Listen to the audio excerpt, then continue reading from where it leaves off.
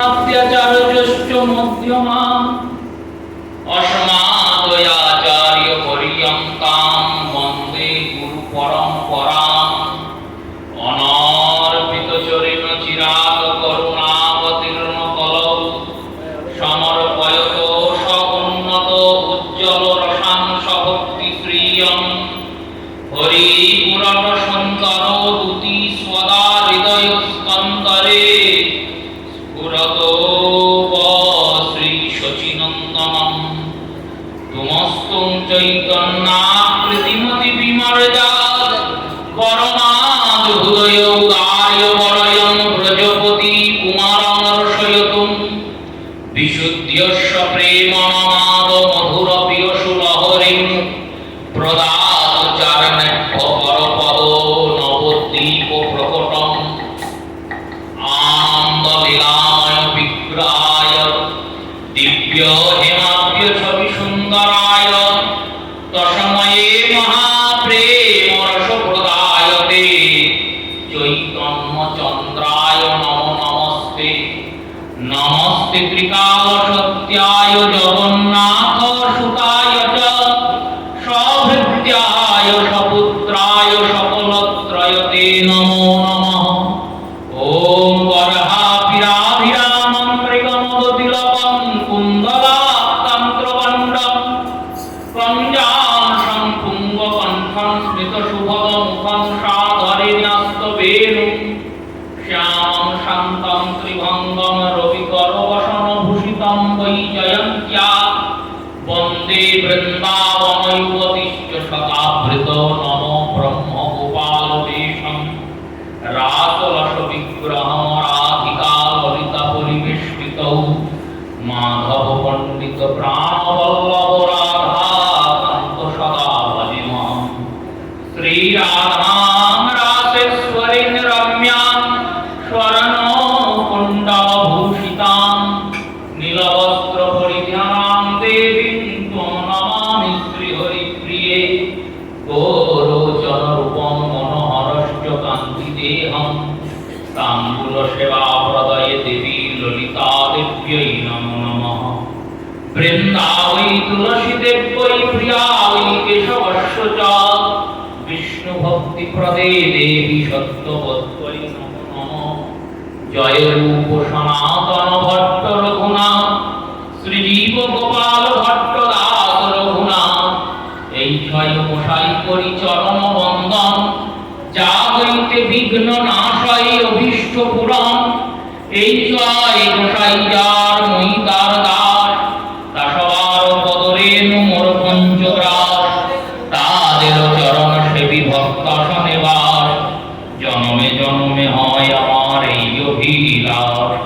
মধু স্নেহং সমাযুক্তম প্রেমাসক্ত মহাশয়ম वृंदावनेर आसुरतं वन्दे श्री मधुपंडितं नमो धर्माय महते नमो कृष्णाय वेधसे ब्रह्मणभ्यो नमस्कृतो धर्मं वक्ष्य सनातन वाञ्छाकल्पतरुर्भस्य कृपा सिन्धुवैव च पतितानां पावनेभ्यो वैष्णवेभ्यो नमो नमः সকল শ্রোতা ভক্ত বৈষ্ণব মাতৃজনেরই আমি করি নমস্কার সবে চরণ ধুলি দেহ মস্তকে আমার হরে কৃষ্ণ কৃষ্ণ কৃষ্ণ হরে হরে হরে রাম রাম রাম হরে হরে শ্রী গুরু প্রেমানন্দ সিদ্ধান্ত নিতায় গৌর হরি বল শ্রী গুরু প্রেমানন্দ সিদ্ধান্ত নিতায় গৌর হরি বল শ্রী গুরু প্রেমানন্দ সিদ্ধান্ত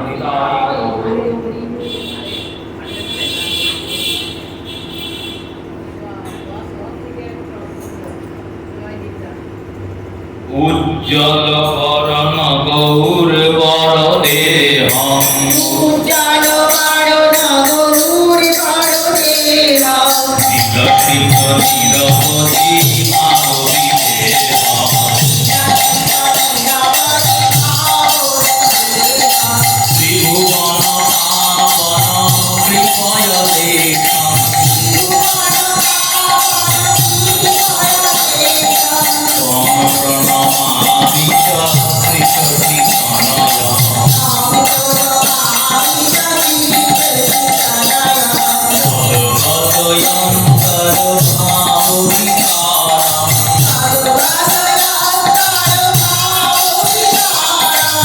দুর্জনতার জননা বিশালা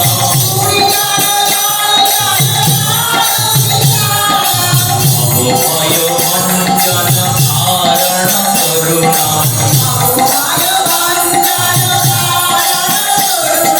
ত্বং প্রণমামি চ ত্রিসতিতনয়ং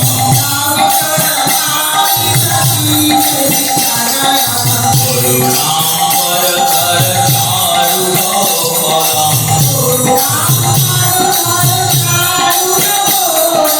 ইন্দুবিচিন্তনাচয়োরুচিরাম জল্পিত নিজ গুণনামবিনতা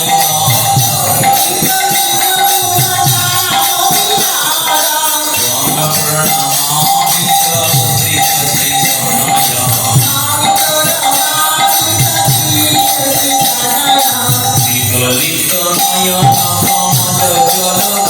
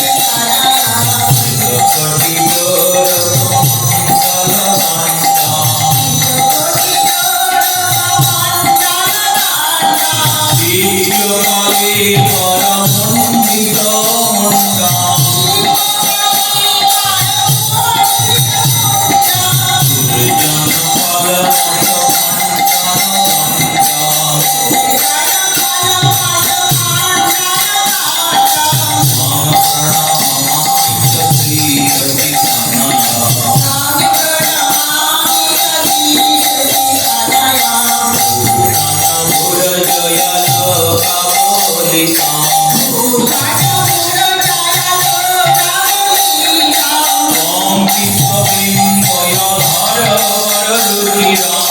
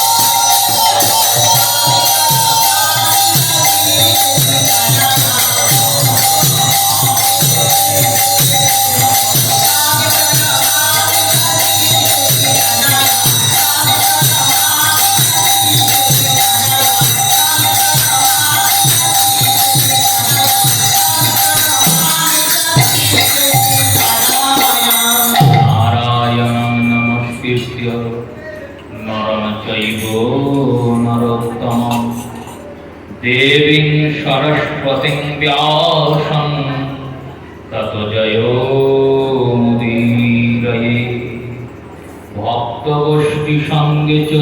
চৈতন্য জয় জয়, শুনিলে চৈতন্য কথা ভক্তি লাভ হয়।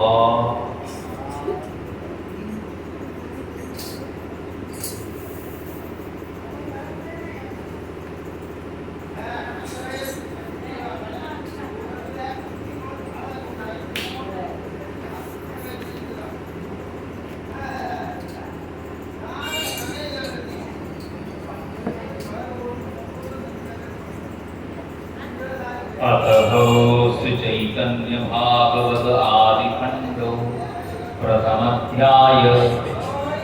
आजानुलंबित भुजौ क्रनकावदातौ संकीर्तनैकपीतरौ कमलायताक्षौ विश्वम्भरो द्विजवरौ जुगधर्मपालौ वन्दे जगत्प्रियकरौ करुणावतारौ।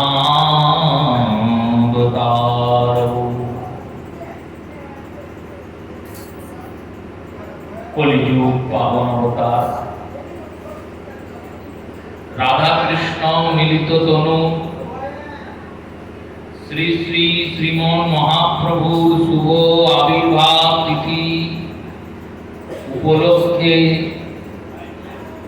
सप्तदिवसीय जे गौर कथा तार प्रथम दिवसे समस्त भक्तवृंद मातृवृंद वैष्णववृंदेर चरणे अनंत कोटि प्रणाम। श्रीमन महाप्रभुर अशेष करुणाय 7 दिन धरे आमरा गौर सुंदरके शोनार सौभाग्य लाभ करेছি। श्रीमद् भागवतेर प्रथम स्कंदे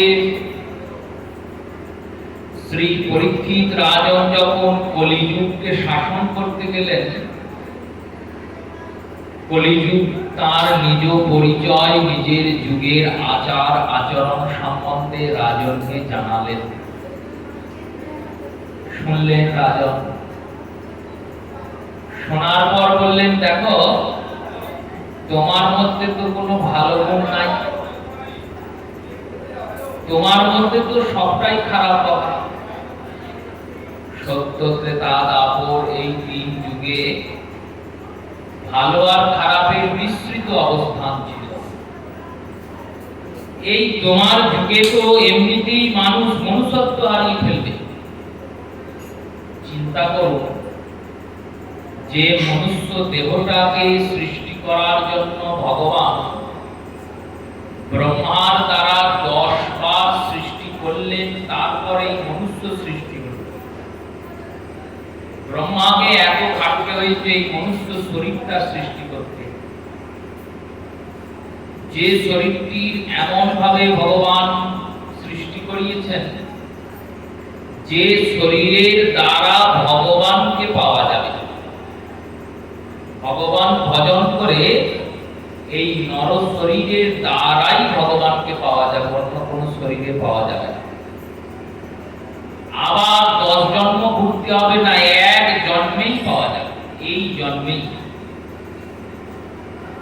সেই মনুষ্য শরীরধারী আমরা। আমাদের এই এত সুন্দর শরীরটা ভগবান দিয়েছেন, তো এই মনুষ্যদের ভগবান নিজ হাতে এসে নিধন করবেন। কলিযুগে 4 বর্ণ হইবে যবন, কল্কি অবতার আসি করিবেন নিধন। তাহলে চিন্তা করুন, একটা সুন্দর প্রতিমা তৈরি করতে একটা মূর্তিকারের কত সময় লাগে, কত যত্ন করে সময় নিয়ে পরিশ্রমের পর পরিশ্রম, দিনযাপনের পর দিনযাপন করে তবে গিয়ে সেই প্রতিমাটা নির্মাণ হয়।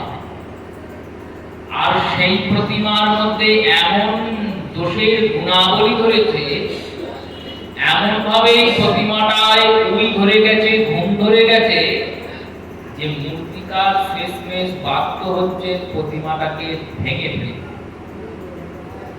ভগবান এই মনুষ্য শরীর সৃষ্টি করলেন। মনুষ্য শরীরে জীবাত্মার অবস্থান হলো, আর কলিযুগ এমন ভাবে এই শরীরটাকে ঘুম ধরাবে যে কলকি অবতার রূপে ভগবান এসে নিজের হাতেই এই মানুষদের বধ করবেন। এইরকম ঘোরতর যুগ কলিযুগ, যে যুগে ধর্ম অধর্ম জ্ঞান অজ্ঞান কোনো কিছুরই অস্তিত্ব নাই। সহজে অধর্মবান জীব। কলিযুগে জীবকে অধর্ম করার জন্য কোনো পরিশ্রম করতে হবে না, ভাবতেও হবে না। যেমন যুগ চলছে তেমন যদি চলা হয়, এমনিতেই জীব অধর্মে লিপ্ত হয়ে যাবে। শুধুমাত্র যুগের সঙ্গে সঙ্গে চলতে পারলেই হবে। ওই যুগ থেকে শুরু করে একবারে বৃদ্ধ অবধি সবাই এই কলিযুগকে শাসন করে পরীক্ষিত করলেন, তোমার যুগে যখন ধর্ম নাই, তোমার যুগটা এত খারাপ, তাহলে তোমাকে আমি রাখবো কেন? তোমাকে আমি এখনই শেষ করে দেবো, এখনই বধ করবো। কলিযুগ বললেন, প্রভু আমার যুগের দোষগুলো তো শুনলেন, এবার গুণের কথাটা বলবো। পরীক্ষিত বললেন, বলো। কলিযুগ বললেন, গুণটা একটাই, ধৃতে যজতে ধ্যায়তে বিষ্ণুম ত্রেতায় যজতে মুখা তাপরে পরিচর্যায়ং কলৌ তদরি কীর্তনা। বললেন, সত্য যুগে ভগবানকে পাওয়ার জন্য বহু যুগ ধরে, বহু কল্প ধরে তপস্যা করতে হতো। তপস্যা করতে গেলে সর্বপ্রথম ইন্দ্রিয়কে নিজের অধীন করতে হয়। এই সংযমিত ইন্দ্রিয় হয়ে মনকে স্থির করে সেই স্থির মনে ভগবত চিন্তন করার নামই তপস্যা। আর এই তপস্যা একদিন দুদিনে হবে না, এক মাস দু মাসেও নয়, বছরের পর বছর চলে যাবে, তবুও তপস্বীর তপস্যা পূর্ণ হবে নাকি, ভগবান দর্শন হবে নাকি, ভগবান সাক্ষাৎকার পাবে নাকি, এর কোনো নিশ্চয়তা নাই। ত্রেতায় যজতে মুখা, ত্রেতা যুগে যজ্ঞ করতে হবে, মন কাঠ আর কেজি কেজি ঘি নিয়ে এসে পোড়াতে হবে, তবে গিয়ে যদি ত্রেতা যুগে ভগবত প্রাপ্তি হয়। তারপরে পরিচর্যায়ং, দাপর যুগে পরিচর্যা, ভগবানের পূজা অর্চনা করতে হবে, তবে যদি ভগবত ধাম লাভ হয়। এই এত কঠিন কঠিন কাজগুলো এই তিন যুগে করলে তবে ভগবান পাবে, তার কোনো নিশ্চয়তা নাই। কিন্তু কলিযুগে বললেন, কলিতে কলৌ তদরি কীর্তনা, কলিযুগে সংকীর্তন করা মাত্রই তুমি গোবিন্দ পেয়ে যাবে।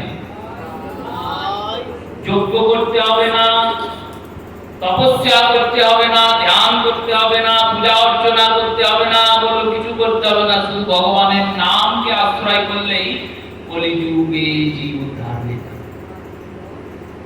এই সংকীর্তনের দ্বারা কলিতে জীব উদ্ধার হবে। পরীক্ষিত বললেন, তাহলে তো তোমায় মারা যাবে না, বধ করা যাবে না, কারণ অন্য যুগের কাছে বহু ধর্ম আছে, বহু জ্ঞান আছে, বহু প্রজ্ঞা আছে, কিন্তু তাদের কাছে এই সুযোগ নাই। তোমার কাছে যে সুযোগ আছে সেই সুযোগ সত্য ত্রেতা দাপর এই তিন যুগের কাছে নাই। তাই কলিকে বাঁচিয়ে দিলেন।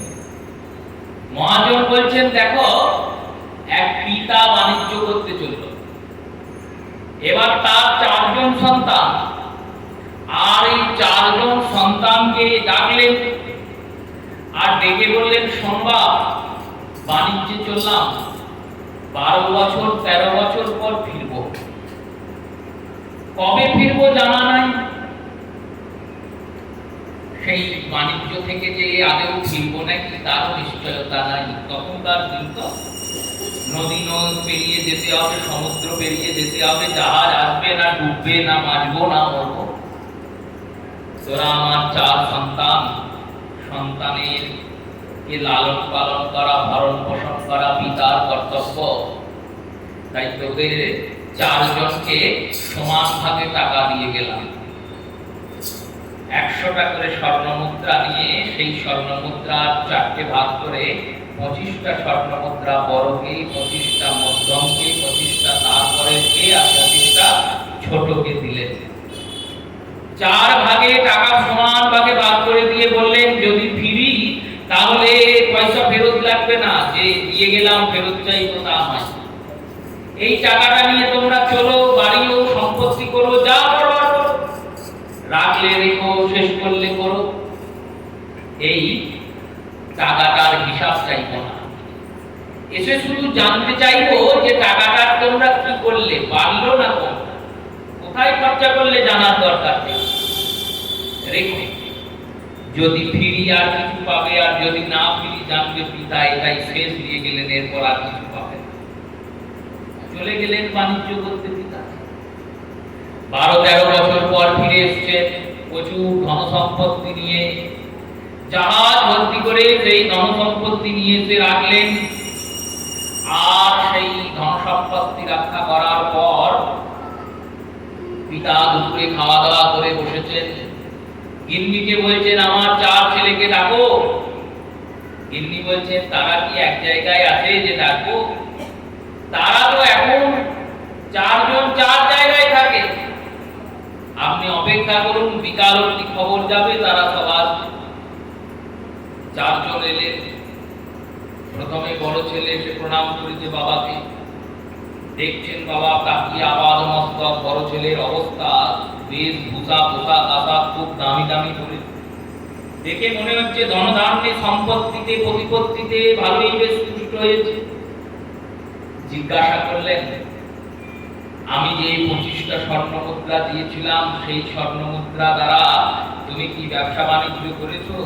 ওর বৃদ্ধি হয়েছে সম্পদের, না সম্পদ ওই একই আছে?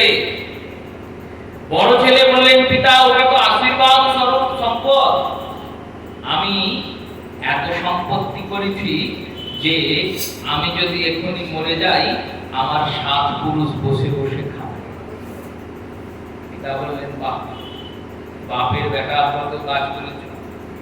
মেজোকে বললেন, মেজো বললেন, অত করি নাই, তবে আমি মরলে 5 পুরুষ তো চলবেই। সেজোকে বললেন, দাদাদের মতো অতটা পারিনি, তবে 3 পুরুষ চলে যাবে। তো বেশ, খুব ভালো কথা। ছোটকে ডাকলেন। ছোটকে বললেন, তুমি কি করেছো বাবা? ছোট কথা বলছেন, মুখটা নিচু করে দাঁড়িয়ে আছে। জিজ্ঞাসা করছেন, কি হলো, মুখ নিচু করে দাঁড়িয়ে আছো কেন? ছোট বলছেন, না, কথা বলতে ভালো লাগছে না। কেন, কি হয়েছে? কি তোমার ওই টাকাগুলো আছে না গেছে? মুখ নিচু করে বলছে, গেছে। কি করে গেল? অসৎ সঙ্গে চলে গেছে। তাহলে তোমার চলে কি করে?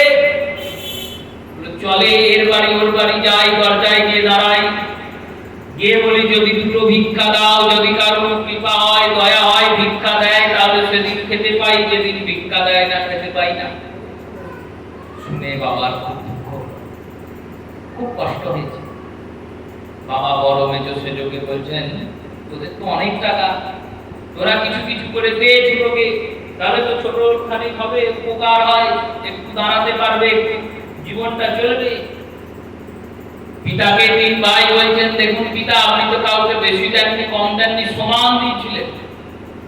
আমরা আমাদের ভাগ্যের জোরে, কর্মের জোরে, কর্মফলের জোরে যে যেমন অবস্থায় পেরেছে দাঁড়িয়েছে।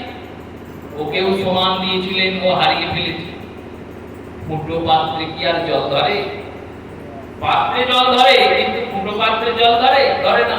জল তো ফুটো দিয়ে বেরিয়ে চলে যাবে, ছিদ্র দিয়ে। আপনার এই কনিষ্ঠ পুত্র, এই ছোট ছেলে, ওর মধ্যে একটা দোষ আছে। কি দোষ? বলল, অসৎ সঙ্গ করার দোষ। অসৎ সঙ্গে পড়বে, আবার শেষ করবে, আমরা কিছু দিতে পারবো না। 3 জনে মুখ ঘুরিয়ে চলে গেলেন। ছোট ছেলে দাঁড়িয়ে আছে, মুখ চুন করে, ভাবছে বাবা তো অনেক টাকা পয়সা এনেছে, কিছু যদি আবার দেয়। বাবা বলছেন, কি ভাবছো? যদি আর কিছু দেন তাহলে উপকার হলো, আবার তো খরচ করে ফেলবে। যদি আবার টাকা নেই, আবার খরচ হয়ে যাবে। যে অসৎ সঙ্গ করবে সে তো ছাড়বে না, করতেই থাকবে। বললেন, শোন বাপ, আমার কাছে আয়। ডাকলেন, বসালেন, একটা পুটলি বের করলেন রেশম বস্ত্রের, আর সেই রেশম বস্ত্রের পুটলি থেকে একটা মণি বের করলেন। মণিটা বের করে দিলেন, বললেন, শোন, এই মণিটাকে যেন বিক্রি করবি না। তাহলে কি করব? যত্ন করে রেখে দিবি। এই মণিটা পরশমণি, যখনই অভাব করবে লোহাতে স্পর্শ করাবি, লোহা সোনা হয়ে যাবে, সেই সোনা বিচে খাবি। মণিটা কিন্তু হাতছাড়া করবি না, মণিটাকে যেন লোভে পড়ে বিক্রি করিস না। এইবার এই সন্তান যাচ্ছে, হাতে পুটলিটা নিয়ে তিন ছেলে বলছে, কি দিল? আবার টাকা দিল? বললো, না না, টাকা দেয়নি। কি দিয়েছে? বলে, এমন জিনিস দিয়েছে না, তোদের তো টাকা শেষ হয়ে যাবে, আমাকে এমন জিনিস দিয়েছে কোনোদিন শেষ হবে। এই পিতাকে জানেন? বললেন, কে? না, এই পিতা হলেন ভগবান। আর এই চার ছেলে হলো সত্যযুগ, ত্রেতাযুগ, দ্বাপর যুগ আর কলিযুগ। ভগবান এই চার যুগকেই সমান পরিমাণের ধর্ম জ্ঞান দান করেছেন। সত্য বৃদ্ধি করেছে, ত্রেতা তার থেকে কম বৃদ্ধি হয়েছে, তারপরে আর কম হয়েছে, আর কলিতে হলো ধর্ম জ্ঞানহীন হয়ে গেছি আমরা। কেন? ওই অসৎ সঙ্গে পড়ে আমাদের সব চলে গেছে। সতত অসতে মতি নাহি সুকীর্তি লবলে। আমাদের তো কোনো সুকৃতি নাই।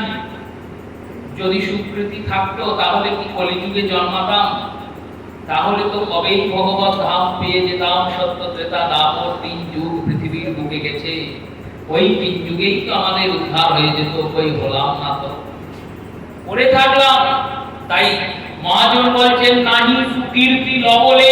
লব মানে এক, বিন্দু মাত্র সুকৃতি আমাদের নাই। নাহি সুকীর্তি লবলে, এই একমাত্র সুকৃতি নাই তো। তাই শ্রী গুরুদেব কি করেছেন? গুরুস্বরূপ ভগবান কি করেছেন? বললেন, অযাচিত মোহেন পতি ধেরি যোগ। অযাচিত, আমরা চাইনি। হে গৌর সুন্দর, তোমার ভজনা আমরা করিনি, গৌর সুন্দরকে আমরা ডাকিনি, গৌর হরি এসো বলে আমরা কেউ আর্তনাদ করি নাই, তবুও তিনি আসছেন। ওই পিতা স্বরূপ ভগবান কি করলেন? বললেন, দেখো, কলিকে আমি যতই ধর্ম দিই, যতই জ্ঞান দিই, যতই প্রেম দিই, যতই সম্পদ দিই, কলি গোবিন্দ গৌর হয়ে এসে আমাদের একটা মণি দিলেন। বললেন, দেখো, ধর্ম শেষ হয়ে যেতে পারে, ধর্ম করার বৃত্তি শেষ হয়ে যেতে পারে, কিন্তু এই মণিটা আমি কলিযুগকে দিয়ে গেলাম, এই মণিটা কোনোদিনও শেষ হবে না। এই মণিটার নাম কি জানেন? বললেন, কি নাম? এই মণিটার নাম হলো নাম চিন্তামণি। এই নাম চিন্তামণি দান করার জন্য আমাদের গৌর সুন্দরের আগমন। সত্য, ত্রেতা, দ্বাপর এই তিন যুগের মধ্যে তারপরে স্বয়ং ভগবান কৃষ্ণচন্দ্র রূপে অবতীর্ণ হয়েছেন। শ্রী শ্রী চৈতন্য চরিতামৃত স্বরূপ কৃষ্ণদাস কবিরাজ গোস্বামীপাদ চরিতামৃতে স্পষ্টকরণ করেছেন। ভগবান কৃষ্ণচন্দ্র প্রত্যেক দাপরে আসেন না মা। এর আগেও পৃথিবীতে কলিযুগ এসেছে, এর পরেও পৃথিবীতে কলিযুগ আসবে। শুধু যে আমরা এই কলিতে বাস করছি আর এর আগে কোনোদিনও কলি আসেনি, এর পরে কোনোদিনও কলি আসবে না তা নয়। অষ্টবিংশতি কলি চলছে, এটা 28 নম্বর কলি। এর আগে 27 বার কলিযুগ এসেছে আর গেছে। এর আগে 27 বার ত্রেতা যুগ, দ্বাপর যুগ এসেছে আর গেছে। এই কলিযুগের পার্থক্য কি জানেন? বলো, কি পার্থক্য? না, এই কলিযুগে গৌর অবতার হয়, অন্য কলিতে হয়। হাটপত্তনে ভক্তিতত্ত্ব সার গ্রন্থের হাটপত্তনে নরোত্তম দাস বলছেন, প্রণমামি কলিযুগ সর্বযুগ সার, যেই যুগে হয় যেন চৈতন্য অবতার। বললেন, দেখো, এই যুগকে আমি প্রণাম করি। কেন প্রণাম করি? খারাপ লোককে কেউ প্রণাম করে? খারাপ লোককে কে প্রণাম করবে? কলিযুগ তো খারাপ যুগ। সব শাস্ত্রে এই যুগের নিন্দা হয়েছে। বৈষ্ণব জগৎ শিরোমণি শ্রীদাস ঠাকুর বললেন, আমি প্রণাম করি। কেন? বললো এই যুগে হয় যেন চৈতন্য অবতার, এই যুগে গৌর সুন্দরীর অবতার। এই গৌর সুন্দর কি তত্ত্ব বললেন, ইনি পরিপূর্ণ তত্ত্ব। পরিপূর্ণ তত্ত্ব। ওই বৃন্দাবনে শ্রী ভগবান নিজেকে দুই ভাগে বিভক্ত করে একটি শরীর ধরলেন পুরুষের, আর একটি শরীর ধরলেন নারী। এই পুরুষ শরীরধারী ইনি হচ্ছেন কৃষ্ণচন্দ্র, আর নারী শরীরধারী ইনি হচ্ছেন রাধারানী। দুই শরীরধারী। রাধা কৃষ্ণ একাত্মা দুই তনু ধরি, অনন্য বিলাস রস আস্বাদন করি। সেই দুই তনু এবার হলো এক ঠাঁই, সেই দুই দেহ এক হয়ে গেল। সেই দুই তনু এবার হলো এক ঠাঁই, নবদ্বীপে প্রকটিলেন চৈতন্য গোসাই। এই দুই দেহ এক হলো। দুই দেহ কি করে হলো? আর দুই দেহ যদি হয় সেই দুই দেহ এক কি করে হলো? আমরা তো জড়জাগতিক না, আমাদের বুদ্ধিতে বিভিন্ন ধরনের মলিনতা, বিভিন্ন ধরনের কূটতা ভরা আছে। কেন? হলো ছোট থেকে এই মলিনতার কূটতার আস্বাদন করতে করতেই তো বড় হয়েছে। ভালো কিছু তো খাইনি, ভালো কিছু পাইনি। এই ভালো কিছু পাইনি, ভালো কিছু খাইনি, যত পেরেছি অখাদ্য কুখাদ্যের গ্রহণ করেছি, আর অসভ্য অতেজ্য নিন্দনীয় কথাগুলি, ওই পরনিন্দা পরচর্চা সমালোচনার মতো বিষগুলি কর্ণপটে প্রবেশ করেছি। ফলস্বরূপ বুদ্ধিটা তো মলিন হবে। এখানে দুই দেহ এক চিন্তন করছি, আর সেখানে তর্ক দিয়ে কেউ বলবে দুই দেহ এক হলে তো সন্তান হয়ে যাবে। বললো না, সেই রূপে এক হয়নি, সেই রূপে এক হয়নি। বললো তাহলে রাধা আর কৃষ্ণ মিলেমিশে একাকার। মিলেমিশে কি একাকার হওয়া যায়? বললো যায় গো। এই প্রাকৃত জগতে কত রকমের শস্য আছে দেখবেন, মটর আছে, ছোলা আছে, এই বাদাম আছে। এই ধরনের শস্যগুলোকে ওই একটা মটরের দানা হাতে নেবে। ওই হাতে নেওয়ার পর দানাটাকে ভালো করে নিরীক্ষণ করবেন। দানাটা কেমন? বললো গোল, গোলাকার, নিটল গোল। এবার ওই গোলাকার দানাটা দেখে যদি কেউ বলে, জিজ্ঞাসা করে এটা কটা মটর আছে বলো তো, এটা সবাই কি উত্তর দেবে? একটা। এবার দানাটা যদি ছাড়ানো হয় কটা দানা হবে? দুটো দানা। আর ওই দানাটা ছাড়িয়ে যখন ডাল বলে বিক্রি হবে তখন বললো, তখন তো কেউ বুঝতেই পারবে না ওটা মটর থেকে এটা হয়েছে, বুঝতে পারবে? সেই রূপে এই প্রাকৃত জগতে জন্মানো একটা বৃক্ষের ফলের একটা বীজের মধ্যে যদি এই গুণ থাকতে পারে, শ্রী ভগবান তো অপ্রাকৃত চিন্ময় তত্ত্ব স্বরূপ, তার দেহটাও অপ্রাকৃত তত্ত্বে গড়া। আমাদের মতো অস্থি মজ্জা মাংস দিয়ে তৈরি শরীর নয়। ভগবান কৃষ্ণচন্দ্রের শরীরটা কি দিয়ে তৈরি হয়েছে? কৃষ্ণচন্দ্রের শরীরটা তৈরি হয়েছে প্রেম। শ্রীমতী রাধারানীর শরীরটা, অঙ্গটা কি দিয়ে নির্মিত হয়েছে? রাধারানীর অঙ্গটা নির্মিত হয়েছে প্রেম। কেমন প্রেম? একটি ভগবতীয় প্রেম। ভগবান ভক্তকে প্রেম করে যে আনন্দ পাবেন, সেই আনন্দ উপভোগের জন্য ভগবৎ শরীর নির্মাণ। ভগবান কৃষ্ণচন্দ্র এই শরীরের দ্বারা ভক্তকে স্নেহ করে, অনুরাগ করে, প্রেম করে আনন্দকে উপভোগ করছেন। আর শ্রীমতী রাধারানী এই রাধা তত্ত্ব স্বরূপ শরীরটির নির্মাণ কেমন হয়েছে? রাধারানীর শরীরটি ভক্ত ভগবানের প্রতি স্নেহ করে, মাধুর্যের প্রেমাস্বাদন করে কেমন আনন্দ পাওয়া যায় সেটি উপভোগ করছে। সবাই তো ভক্ত ভগবানের, জীব মাত্রে কৃষ্ণের ভক্ত। জীবের স্বরূপ হয় কৃষ্ণের নিত্য দাস, তটস্থা মায়া শক্তি ভেদাভেদ প্রকাশ। কিন্তু এই ভক্তির মধ্যে সর্বশ্রেষ্ঠ ভক্তি ব্রজগোপীদের, আর ব্রজগোপীদের মধ্যেও সর্ব উৎকৃষ্ট, সব থেকে দামি, সবার উপরে পরম ভক্তি হচ্ছে শ্রীমতী রাধারানী। রাধারানী গোবিন্দকে সুখ দান করছেন। রাধারানী শ্রী গোবিন্দকে দুঃখের দান কখনো চিন্তাও করেন। যদি মান করেন, বলো মান করলেও চিন্তা করেন আমার গোবিন্দ এই মানের দ্বারাও সুখ পাবে। কৃষ্ণকে সুখ দেওয়ার জন্য ইনি সদা তৎপর। বর্গ সংহিতাতে প্রাপ্তি হচ্ছে শ্রী গোবিন্দ চন্দ্রগ্রহণ কালে কুরুক্ষেত্রে উপস্থিত হয়েছেন। রুক্মিণী, সত্যভামা, জাম্বুবতী, নগ্নচিতা আদিদের সম্মিলিত হয়ে যখন উপস্থিত হয়েছেন কুরুক্ষেত্রে, ওদিক থেকে বৃন্দাবন থেকে সমস্ত ব্রজগোপীরা, ব্রজবাসীরা তারাও কুরুক্ষেত্রে এসেছে। চন্দ্রগ্রহণ কালে কুরুক্ষেত্রে স্নানের একটা বিশেষ যোগ। কেন? পরশুরামজি যখন 21 বার ক্ষত্রিয় নিধন করেছিলেন, তখন 21 বার ক্ষত্রিয় নিধন করে এই কুরুক্ষেত্রে 5টি সরোবর নির্মাণ করেছিলেন ক্ষত্রিয়দের রক্ত। ক্ষত্রিয়দের রক্ত দ্বারা এই 5টি সরোবর নির্মাণ করে ওই সরোবরের জল দ্বারা তিনি পিতৃপুরুষের তর্পণ করেছিলেন এবং ওই সময়ে কুরুক্ষেত্রকে বরদান দিয়েছিলেন, এই ক্ষেত্রে যুদ্ধ করতে করতে যারা বধ হবে, যারা মৃত্যু প্রাপ্তি হবে, তারা ঘোর পাপী হলেও স্বর্গে যাবে।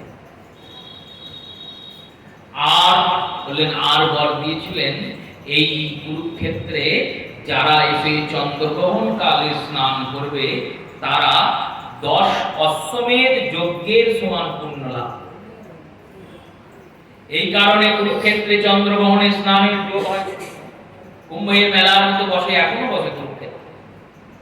বৃন্দাবন থেকে ব্রজবাসীরা এসেছেন, আর দ্বারকা থেকে দ্বারকাধীশ গোবিন্দ তার 16,108 জন পত্নীকে নিয়ে, পুত্র পৌত্র প্রপৌত্রকে নিয়ে, বিরাট 56 কোটি যদুবংশকে নিয়ে ভগবান পৌঁছিয়েছেন। ভগবান দ্বারকাধীশের বিশাল বিশাল প্যান্ডেল হয়েছে, বিশাল বিশাল তাবু পড়েছে, বিশাল বিশাল মণ্ডপ সেজেছে। শ্রী ভগবান আছেন। রুক্মিণী সত্যভামা গিয়ে নিবেদন করছেন গোবিন্দকে, হে কৃষ্ণ, হে প্রভু, হে স্বামী, হে প্রাণনাথ, হে দ্বারকাধীশ। গোবিন্দ বললেন, কি? বললেন, আমাদের একটা নিবেদন ছিল। কি নিবেদন? না, আপনি শয়নে, স্বপনে, জাগরণে, চিন্তনে, মরণে, ধ্যানস্থে, অবস্থিতে যখনই দেখি তখনই আপনি যার কথা চিন্তন করেন, আপনার নিঃশ্বাস থেকে যার নাম স্ফুরিত হয়, সেই রাধারানী শুনেছি এই কুরুক্ষেত্রে এসেছে। আমরা কি তাকে একবার দর্শন করতে পারি? শ্রী রুক্মিণী দেবীকে নিয়ে ভগবান পৌঁছিয়েছেন রাধারানীর কাছে। প্রসঙ্গ অন্যদিকে চলে গেলে অনেক বিস্তারিত কথা।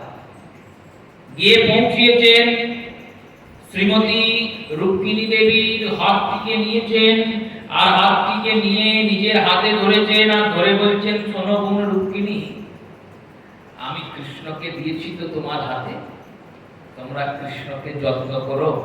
কৃষ্ণ বড় আদরের জিনিস, ওকে যেন অনাদর করো না। দেখো, বহু ভাগ্য গুণে এই ধন তোমরা পেয়েছো, যদি অনাদর করো, যদি একবার হারিয়ে ফেলো না, আমার গোবিন্দ খুব অভিমানী, আর কিন্তু ফিরেও তাকাবে। বিভিন্ন কথা হয়েছে। সত্যভামা দেবী প্রশ্ন করেছেন, আপনি যে এইভাবে নিজের প্রাণেশ্বরকে আমাদের হাতে দিলেন, আপনার কষ্ট হচ্ছে না? রাধারানী বললেন, কষ্ট তো হচ্ছে, কিন্তু আনন্দও হচ্ছে। কিসের আনন্দ? বলে, আমার গোবিন্দ আনন্দে থাকবে, এই আনন্দেই আমার আনন্দ। এই রাধারানী প্রেম। আর বললেন, প্রেমের উৎকর্ষতা দেখাচ্ছেন গর্গাচার্য। রুক্মিণী দেবী রাধারানীর সেবার জন্য দুধ নিয়ে এসেছেন, শ্রীমতীকে দুধ পান করাবেন। দুধটা খানিক গরম, ঠান্ডা করতে ভুলে গেছেন। কমলাঙ্গীকে দুধ দিয়েছেন। চাঁদির পাত্রে দুধটি নিয়ে রাধারানী পান করেছেন। আর পান করার পরে শ্রীমতী বিশ্রাম করছেন। ফিরে এসেছেন রুক্মিণী দেবী, রাত্রিকালীন সময় ভগবানের চরণের সেবা করছেন। এবার চরণের সেবা যখন করছেন, দেখছেন চরণে পা ভর্তি গোবিন্দের ফোসকা পড়ে গেছে। চিন্তা করছেন গোবিন্দের পায়ে এরকম ফোসকা কি করে পড়লো, আর ফোসকাটা পড়েছে কোথায়? তলায় নয়, হাঁটলে চললে পায়ের তলায় ফোসকা পড়ে, অনেক পায়ের উপরে পড়েছে।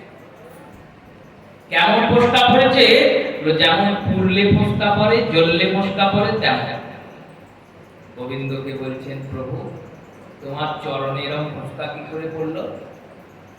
গোবিন্দ বলছেন, তুমি রাধারানীকে যে দুধটা দিয়েছিলে, দুধটা অনেকটা গরম ছিল তো। এবার রাধারানী তো দুধটা পান করেছেন, ওনার হৃদয়ে সবসময় আমার এই চরণ যুগল আছে, তাই ওই গরম দুধটাকে আমার চরণে পড়েছে।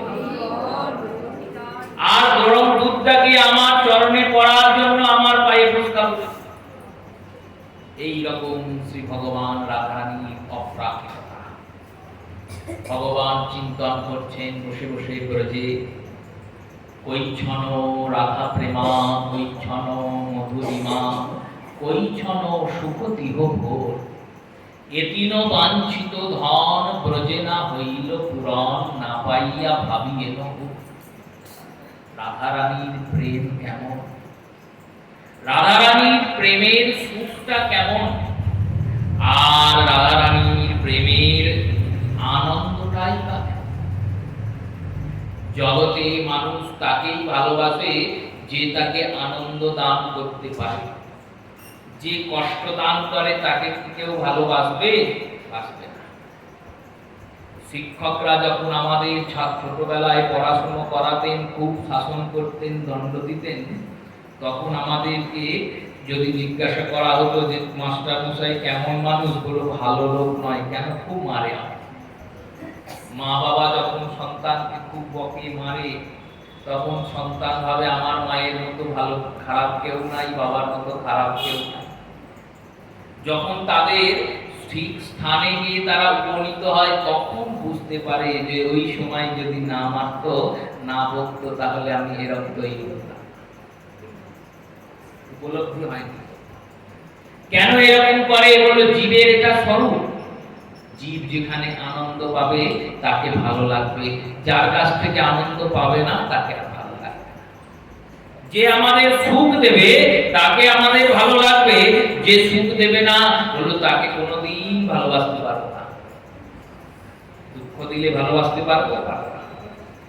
শ্রীমতী রাধারানী গোবিন্দকে প্রাপ্তি করেছেন, আনন্দ পেয়েছেন, ঠিক আছে, কিন্তু গোবিন্দ তো রাধারানীকে বিরহে ছেড়ে দিয়ে চলে গেছেন। 100 বছর বিরহ যন্ত্রণা সহ্য করতে হবে। এই বিরহ যন্ত্রণাতেও গোবিন্দের সুখ চিন্তন করছেন। একদিন বিরহের যন্ত্রণায় ছটফট করতে করতে ভাবলেন আমি আর বাঁচব না। রাধারানী সখীদের বলছেন, শোনো সখী, মরিব মরিব সই, নিশ্চয়ই মরিব, কানু হেন গুণনিধি কারে বা দিব। পদকর্তার পদের নিরূপণ দেখুন, নির্বাচন দেখুন। মরিব মরিব সই, নিশ্চয়ই মরিব, মরতেই পারব, কিন্তু মরার আগে চিন্তা করছেন কৃষ্ণকে আমি কাকে দিয়ে যাব? তো কৃষ্ণ তো তোমায় ছেড়ে দিয়ে চলে গেছে। বলে হ্যাঁ ছেড়ে তো গেছে, কিন্তু হৃদয়ে যে কৃষ্ণ আছে তাকে কাকে দিয়ে যাব? কানু হেন গুণনিধি কারে বা দিব। আর এক স্থানে পদকর্তা বলছেন, শ্রীমতী বলছেন, শোনো, যাহা যাহা তেহু বধূ চরণ ঝুলাবত, মোর ধরণী তত্ত্ব তাহাতে যাওত। যেখানে যেখানে আমার বধূ হেঁটে হেঁটে যাচ্ছে, পা রাখছে, আমি মরে যাওয়ার পর আমার শরীরের মধ্যে যে পৃথিবী তত্ত্বটা আছে, 5টা তত্ত্ব দিয়ে তো জগৎ নির্মাণ হয়েছে দেহের, পঞ্চভূত ক্ষিতি অপতেজ মরুদ্গম, এই পৃথিবী তত্ত্বটা দিয়ে যেন সেই মাটিতে মিশে যায় যে মাটির উপর গোবিন্দ চরণ রাখছেন। যাহা যাহা শ্যাম বধূ নীতি নাবত, নির হয়ে মোর দেহ তাহাতে যাবত। দেখো, যেখানে শ্যামসুন্দর স্নান করছেন, আমার দেহের যে জল তত্ত্ব আছে, সেই জল তত্ত্ব যেন সেখানে গিয়ে মিশে যায়। এইরকম সুখচিন্তন, এইরকম কৃষ্ণের প্রতি প্রেম। তাই কৈছন রাধা প্রেমা, কৈছন মধুরিমা, কৈছন সুখতি ভোর। ওই সুখটি কেমন, ওই প্রেমটি কেমন, কি করে জানবো? ভগবান বসে আছেন বিষণ্ণ বদনে, নিরাশ বদনে। ললিতা সখী এসেছেন, এসে বলছেন, কি হয়েছে শ্যাম, বিষণ্ণ কেন? কৃষ্ণ বলছেন, রাধারানী কি করে আমায় এত ভালোবাসে? রাধারানী আমার মধ্যে কি এমন দেখেছেন যে এত ভালো লাগে আমাকে? আমার সুখচিন্তন করেন দিনরাত, আমি কি করে ভালো থাকবো, আমি কি করে ভালো থাকবো?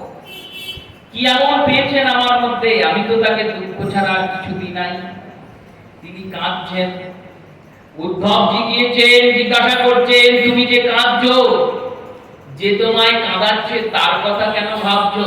উদ্ধবকে বলছেন, শোনো উদ্ধব, প্রাণবধূ আমায় ছেড়ে দিয়েছে বলে তার জন্য কাঁদবো না? তুমি কি করে জানবে কৃষ্ণ বলে কাঁদলে কত সুখ? একদিন কেঁদেই দেখো না। প্রাণবধূ আমাকে তো এমনি এমনি ছেড়ে যায়নি, আমাকে অমূল্য সম্পদ দিয়ে গেছে। উদ্ধব বললেন, কি অমূল্য সম্পদ দিয়ে গেছে শুনি? শোনো, ভগবান যাদের উপর কৃপা করেন, ভগবানের কৃপা কেমন? শ্রী যুধিষ্ঠির রাজন বলছেন, প্রভু তুমি কারোর উপর কৃপা করছো কি করে বুঝবো? আমরা তো ভাবি ভগবানের কৃপা কেমন, আমার সম্পত্তির বৃদ্ধি হলো, আমার সন্তান মঙ্গলে আছে, আমার পরিবার মঙ্গলে আছে, আমার শরীর নিরোগ আছে, এর মানেই ভগবান আমায় কৃপা করছেন। এটাই তো আমরা ভাবি। আমাদের মতো পুণ্যাত্মা কেউ নাই গো, আমার এত সম্পত্তি, এত সন্তান ভালো আছে, আমার শরীরে কোনো রোগ নাই, আমার থেকে পুণ্যাত্মা ভজনশীল আর কি আছে? আমরা ভাবতে পারি। ভগবান কি বলছেন শুনুন। ভগবান শ্রীমদ্ ভাগবতের একাদশ স্কন্ধে যুধিষ্ঠিরকে বলছেন, শোনো যুধিষ্ঠির, আমি যার উপর কৃপা করি প্রথমেই সবার আগে তার ধন হরণ করি, তাকে নিঃস্ব করে দিই, টাকা পয়সা কাছে রাখি না। আর বললো তারপর তার জন হরণ করে দিই। জন হরণ মানে বললো আত্মীয় স্বজন থেকে তাকে একবারে দূরে পাঠিয়ে দিই। আর তারপর বললো তারপর তার গৃহ হরণ করে নিই, তাকে ঘর ছাড়া করে দিই। আর ঘর ছাড়া করে যখন সে রাস্তার দরজায় দাঁড়িয়ে দাঁড়িয়ে ভিক্ষা করে আর আমার নামের আনন্দে মেতে থাকে, জানবে আমি তার উপর কৃপা করেছি, জানবে আমি তার উপর কৃপা করেছি। কেন বললো, যতক্ষণ না সে একা হবে ততক্ষণ তো আমায় ডাকবে না। আমায় ডাকলেও আমার মতো করে আমায় ডাকবে না। তাই যে সর্বহারা হয়ে আমার চরণে এসেছে তাকে আমি কৃপা করি। রাধারানী বললেন, দেখো ভগবান সবারকে হারিয়ে যখন ভক্ত কাঁদতে থাকে, আকুল ভাবে ডাকতে থাকে, তখন ভগবান ভক্তের উপর কৃপা করে ভক্তের কাছে চলে আসে, ভক্তকে মিলনের সুখ দান করেন, ভক্তের সঙ্গে মিলিত হন, ভক্তের সঙ্গে থাকে, ঘোরেন ফিরেন চলে। এই ভগবানের কৃপা। আর এক স্তরীয় কৃপা আছে জানো কেমন? বললেন, আরো যারা অধিক ভক্তি মার্গে গিয়েছেন, অধিক ভগবানের প্রিয়, ভগবানের আরো অতি প্রিয় ভক্তদেরকে আরেকটা বস্তু তিনি দান করেন। যারা ভগবানের ভক্ত তাদেরকে ভগবান মিলন সুখ দান করেন, আর যারা অতি ভক্ত তাদের বিরহ সুখ দান করেন। বিরহ আবার সুখ হয়। বিরহ মানে তো হারিয়ে ফেলা, হারিয়ে ফেলে কি সুখ হয় কারো? আমার কাছ থেকে যদি কিছু হারিয়ে যায়, আমার জীবনের আয়ু কমে গেল, এই আয়ু কমে গেলে কি মানুষের সুখ হবে? আয়ু কমে গেল মানে তো আমি মরার কাছাকাছি চলে গেলাম, সুখ করতে গেলাম, সুখ হয় না। কিন্তু ভগবানকে হারিয়ে ফেললেও সুখ আছে। কেমন সুখ? বলল, মিলনস্ত্য নায়তম দর্শতে। যখন ভগবান কাছে থাকেন তখন ভগবানকে দর্শন করা। আর ভগবানকে পেয়ে যদি কেউ হারিয়ে ফেলে তখন সে সর্বত্রই ভগবানকে দেখবে। যেখানে যেখানে তাকাবে সেখানেই ভগবানকে দেখতে পাবে। যাহা যাহা নেত্র পড়ে তাহা তাহা কৃষ্ণ স্ফুরে, যেখানে যেখানে তাকাবে। সেই রূপে শ্রী ভগবান আমাদের বিরহ সুখ দিয়ে গেছেন। আমরা বিরহে বসে বসে কৃষ্ণের জন্য কেঁদে যাচ্ছি। এই কেঁদে যে কত আনন্দ উদ্ভব তুমি কি বুঝবে যদি কৃষ্ণকে ভালোবাসতে আর পেয়ে যদি একবার হারিয়ে ফেলতে তখন দেখতে কেমন কষ্ট হয়। আর কষ্টে যখন কৃষ্ণ বলে কাঁদতে হয় না তখন ওই কষ্টে কৃষ্ণ বলে কাঁদলে কত আনন্দ। বিরহ সুখের প্রাপ্তি তখন করতে শ্রী ভগবান চিন্তন করলেন এই রাধা রানীর মহিমাটা জগতে প্রকাশ করতে হবে। কি করলেন? বললেন ভগবান দ্বারকায় আজকে শুয়ে পড়লেন জিহ্বা ধরে। রুক্মিণী এসে বলছেন কি হয়েছে প্রভু? বলল আমার শরীর খারাপ করছে। কি হয়েছে? কি শরীর খারাপ? আমার মাথায় ব্যথা করছে। ভগবানের মাথায় ব্যথা, দ্বারকার রাজার মাথায় ব্যথা। ডাক্তার ডাকা হলো, বদ্যি ডাকা হলো, কবিরাজকে খবর দেওয়া হলো। কবিরাজ এলেন, মাথা ব্যথা টিপলেন, বললেন কোথাও তো ব্যথা দেখতে পাচ্ছি না। ভগবানের কি মাথা ব্যথা হয়? ভগবান তো রোগের ঊর্ধ্বে, রোগ নিরোগ ভোগের ঊর্ধ্বে ভগবান, তার মাথা ব্যথা হয়। কে ছাড়াবে? কে সরাবে? উদ্ধবকে ডাকলেন। উদ্ধব বললেন এক কাজ করো, সব শাস্ত্রকে ডাকো। আগে রোগটা জানতে হবে, তারপর ওষুধ জানতে হবে, তারপর চিকিৎসা হবে, তার আগে তো হবে না। সব শাস্ত্র এলেন, বললেন ভগবানের কোনোদিন মাথা ব্যথা হতে পারে না। একমাত্র ভাগবত জি এলেন, শ্রীমদ ভাগবত ভগবানের দ্বিতীয় স্বরূপ। ইনি বললেন না না, ভগবানের মাথা ব্যথা হয় গো। ভগবানের যদি খিদে পায়, ভগবানের যদি ক্ষুধা লাগে, ভগবানের যদি তৃষ্ণা লাগে, ভগবান যদি ক্ষুধার্ত জীবের মতো লোভে পড়ে ছুটতে ছুটতে মায়ের কাছে যেতে পারে, ভগবান যদি প্রেমের আস্বাদন করার জন্য ব্রজগোপীদের নবনীত চুরি করে করে খেতে পারে, ভগবানের মাথাও ব্যথা করতে পারে। এই মাথা ব্যথা সারবে কি করে? বলল সারার একটা উপায় আছে। কি উপায়? বলল ভগবানের মাথাতে যদি ভক্তদের পদধূলি দেওয়া হয় তাহলে মাথা ব্যথা সেরে যাবে। কোন ভক্ত যদি তার পায়ের ধুলো ভগবানের মাথায় দিতে পারবে তাহলে মাথা ব্যথা সেরে যাবে। শ্রীমদ ভাগবতের কথা শোনার পর নারদ বলছেন এখানে তো অনেক ভক্ত আছে, সবাই তো ভক্ত। দেবকী মায়ের কাছে গেলেন, বললেন তুমি তো মা, তোমার তো এমনিতেই সন্তান হয়, তোমাকে সকাল বিকাল ভগবান প্রণাম করেন, তুমি তোমার পায়ের ধুলো দাও। দেবকী বললেন কি করে দেবো? আমি তো মা সেজে বসে আছি, মা তো নই। আরে মা সেজে বসে আছি, মা নই কেন? বললো আমার 7খানা 6খানা সন্তান মরে গিয়েছিল, তাদেরকে সবাইকে আমার কৃষ্ণ ভগবান তিনি বাঁচিয়ে নিয়ে এসেছেন। কেউ পারবে? এই লীলা আমি নিজে চাক্ষুষ করেছি। 16,108 জন রানীর গৃহে উনি 16,108টা রূপে বিদ্যমান সবসময়। এই লীলা নিজ চোখে চাক্ষুষ করেছি। এরপর আমি কি করে ওর মাথায় আমার পায়ের ধুলো দিই? আমি দিতে পারবো না। বলরামকে গিয়ে বললেন তুমি তো দাদা। বললেন দাদা তো আমি সেজেছি, ভগবান সাজিয়েছেন, আমি তো ভক্ত, ভগবানেরই সেবা করেছি না, আমিও পারবো না। রুক্মিণীকে বললেন তোমরা তো পত্নী, তোমরা তো চাও পতির সুস্থতা কামনা করো, দাও তোমার পায়ের ধুলো। বলো পায়ের ধুলো কি পতির মাথায় দেওয়া যায়? আর ইনি তো স্বয়ং পরমেশ্বর। পতিকে পরমেশ্বর জ্ঞান করতে হয়, এটা শাস্ত্রের বিধান। পতি পরমেশ্বর তুল্য। আর রুক্মিণীর পতি বললেন ইনি তো স্বয়ং পরমেশ্বর, এনাকে কি করে আমি দেবো পায়ে? পরমেশ্বরের জ্ঞান নয়, ইনি স্বয়ং পরমেশ্বর, এনার মাথায় কি করে পায়ের ধুলো দেবো? নারদকে বলরাম বলছে তুমিও তো ভক্ত, তুমি দাও। হলো আরে রাম রাম, আমি কি করে দেবো? আমি পারবো না, দিয়ে নরকে যাবো, ভগবানের মাথায় আমার ধুলো চাপবে, আর এই পাপে আমি নরকে যাব, তো ভাবতেও আমার ভয় লাগছে। তাহলে এক কাজ করো, ভক্ত তো জগতে অনেক আছে, খুঁজে খুঁজে বের করো না, যদি একটা কারোর পায়ের ধুলো কেউ দেয়। খুঁজতে লাগলেন নারদ, খুঁজতে খুঁজতে ধ্রুব প্রহ্লাদ কতজন ভক্তের কাছে গেলেন, কেউ দিচ্ছে না পায়ের ধুলো। শেষে ব্রজে এলেন, রাধারানী বিরহ কাতরা হয়ে বসে আছেন তমাল বৃক্ষের তলায়।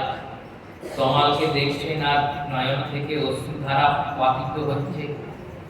ভাবছেন এই তমাল যেমন কালো, আমার প্রাণবধূও কেমন।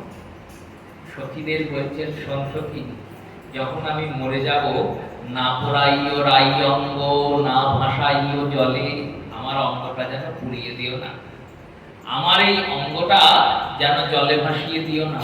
তো তাহলে না পড়াইও রাইয়ঙ্গ না ভাসাইও জলে, মরিলে তুলিয়া রেখো তমালেরও ডালে। তমালের ডালে তুলে রেখো কেন বললো? তমাল বড় ভালোবাসি, আমার কৃষ্ণ কালো তমাল কালো, তাই তো তমাল ভালোবাসি। কৃষ্ণ কালো আর এই তমাল বৃক্ষ কালো। রাধারানী তমাল তলে বসে আছেন, তমাল বৃক্ষকে দেখছেন আর ওই কৃষ্ণের কথা ভাবছেন। নারদ এসেছেন, এসে বলছেন বিশ্বভানু নন্দিনী একটা সংবাদ নিয়ে এসেছি। কি সংবাদ? কৃষ্ণের খুব শরীর খারাপ। কি হয়েছে?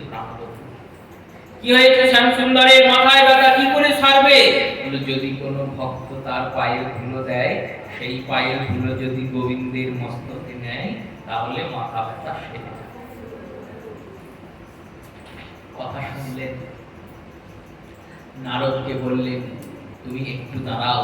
সখীদের ডাকলেন, বললেন এক কাজ কর, যত ধুলো আছে নিয়ে আয় আর আমার পায়ে স্পর্শ করা, আর আমার পায়ে ঢেলে দে, আর পায়ে ঢেলে দিয়ে বলে এই পায়ের স্পর্শিত ধুলো যত পারিস নারদকে দিয়ে দে, নিয়ে যাও, নিয়ে গিয়ে আমার প্রাণবন্ধুকে সারিয়ে দাও। নারদ বলছেন তুমি যে তোমার চরণের ধুলা দেবে, সেই চরণের ধুলা ভগবান নিজের মাথায় মাখবেন, তোমার পাপ হবে না, তোমার নরকে যাওয়ার ভয় নাই। রাধারানী বলছেন কি পাপ হবে? বলে ভক্তের ধুলা কি ভগবানের মাথায় কেউ যায়, দেওয়া যায়? ভগবানের চরণ ধুলা ভক্ত মাথায় নিতে পারে, ভক্তের চরণ ধুলা কি ভগবানের মস্তকে দেওয়া যায়? কেউ এটা ভাবতে পারবে? ভাবতে না পারলেও আমি প্রভুর জন্য নরকেও যেতে রাজি আছি। আমার প্রভু সুখে থাকবে, আমার কৃষ্ণ তো সুখে থাকবে। কৃষ্ণকে সুখী করার জন্য আমাকে এক জন্ম কেন, যদি কোটি জন্ম নরকে যেতে হয়, কোটি জন্ম আমি যেতে পারি। নারদের গায়ের নামাবলীটি খুলে নিয়ে নামাবলীর উপরে রাধারানী দাঁড়ালেন, আর নামাবলীর উপরে সখীরা ধুলো ঢাললেন। ধুলো নিয়ে নারদ আসছেন, দ্বারকায় যায় তাড়াতাড়ি, তবে গোবিন্দের মাথা ছাড়বে। গিয়ে দেখছেন কৃষ্ণ সুস্থ হয়ে বসে আছেন। বললেন প্রভু তুমি মাথা, তোমার কি হলো? বললো মাথা ঠিক হয়ে গেছে। কি করে ঠিক হলো? তুমি সঙ্গে কি নিয়ে এসছো? বললো ধুলা নিয়ে এসেছি। কি ধুলা নিয়ে এসছো? বললো রাধা চরণ ধুলা। দাও ওটা আমাকে দাও, এই অমূল্য সম্পদটি আমাকে দাও। শ্রী গোবিন্দ নিলেন আর নিয়ে নিজ অঙ্গে মাখলেন। নিজ অঙ্গে মাখলেন, বললেন ধুলা দিলাম। ধুলা নিয়ে কি করে ঠিক হয়ে গেল? ধুলা তো আমি এতক্ষণে নিয়ে এলাম, তোমার মাথা ব্যথা ঠিক হলো কি করে? গোবিন্দ বললেন ওই যে কাপড়টাই নিয়েছো ওটা নামাবলী ছিল তো, ওতে নাম লেখা ছিল, নাম আর নামই অভিন্ন, নামের উপরে যেই ধুলা পড়েছে অমনি আমার মাথা ব্যথা ঠিক হয়ে গেল। নামের সঙ্গে তো নামই কোনো ভেদ নাই। ওই নামের মধ্যে কৃষ্ণ লেখা ছিল, কৃষ্ণ নামের উপরে যেই ধুলা পড়েছে অমনি কৃষ্ণ সুস্থ হয়ে গেছে। এই শ্রীমতী রাধারানী। তাই কৈছন রাধা প্রেমা, কৈছন মধুরিমা, কৈছন সুপতি ভোর, এটিন বাঞ্ছিত ধন প্রজেনা হইল পুরন, না পাইয়া ভাবিয়ে নব। এই রাধারানীর প্রেম আমি আস্বাদন কি করে করব? ললিতা কি বললেন, দেখো যদি ভক্ত ভক্তি আস্বাদন করতে হয় তাহলে ভক্ত হতে হয়।